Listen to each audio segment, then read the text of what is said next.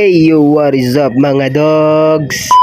New day, new life, new tattoo session na naman tayo mga dog. So, meron po pala tayo ngayong walk-in client. So, bago tayo magsimula is maglinis muna tayo bago tayo mag-set up. Pagkatapos natin magwalis yan is sinunod ko na namang linisan yung setup natin ng gamit. So, ayun, shout out nga pala sa mga ginagamit nating mga produkto sa pagtatattoo, no? Ayan, yung Arctic Ink, yung stencil serum ng Osos Tattoo Supply. Ayan nga pala yung setup natin yan. Yan lang po yung makakaya nating setup ngayon kasi wala pa tayong malaking lalagyan. Ayan, yung munting shop natin.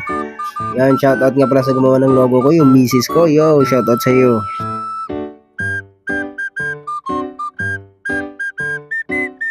At dahil minimal lang yung mga design nila ni ma'am, so freehan na lang natin para mas mabilis.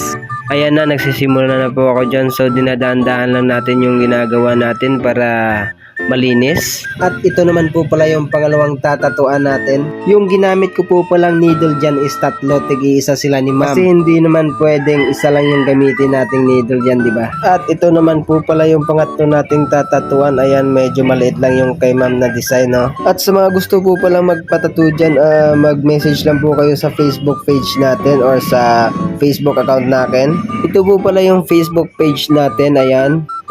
Tapos, ito naman po yung Facebook account ko. At syempre, shoutout nga po pala kay Master Idol dyan, Damaso Tattoo ng Cebu.